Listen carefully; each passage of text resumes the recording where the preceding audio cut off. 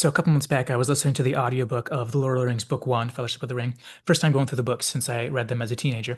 And I was so struck by a couple of things that I had to just get my car into park as soon as I could and pull out my phone for this fairly lengthy jot note.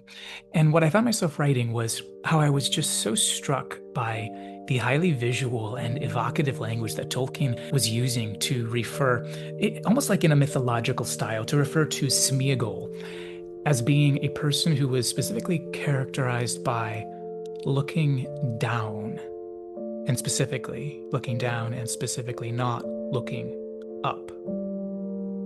And I suppose looking up could be thought of as a variety of things. The upward gaze could be thought of as the upward gaze to the divine, to the source of morality or meaning or significance. It could be thought of as the hopeful and positive mindset, maybe of gratitude toward God. Could be thought of as the ability to see reality as it is in the big picture through a meaning base rather than through a kind of minimalistic, reductionistic kind of way, etc. Looking down and not looking up is a very vivid metaphor with a whole wide range of highly significant and highly related kinds of meaning or things that you could see in it from a literary or a metaphorical standpoint. And I found it very interesting that Smeagol's looking down didn't just leave him trapped in this world or trapped in materialism or greed, though it certainly did all of that. Smeagol's world was the diametric opposite of the Grey Havens. His world was the down, so that he is like a child of the underworld, one who gropes and desires and clutches. But his downward gaze didn't just leave him with greed and unquenchable, agitating dissatisfaction, but it actually turned him into Cain. Because the story that continues, it came across to me at least, like a kind of colorful recasting of Cain and Abel, where two brothers become one by subtraction. By subtraction through jealousy.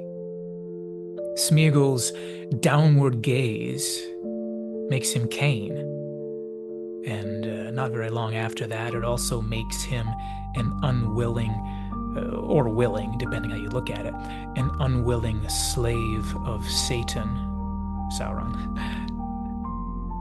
through the agency of his greed. A slave of Satan through the sovereignty of the object of his greed. Specifically, the object being the fruit of the tree, the offering of the serpent.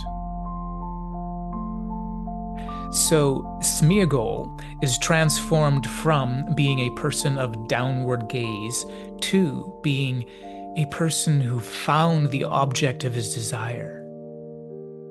The person of downward gaze, fully satisfied, is the unwitting slave of Sauron, who thinks he serves only himself, but actually serves the thing he loves, which binds him to the power that designed that thing. So in the same process, when Smeagol intended to find himself, he lost himself. Since the satisfaction of the downward gaze, or the feasting upon the seductive delicacies of Sauron, leaves one always with less than he had when he began that feast. Dude, I really love The Lord of the Rings.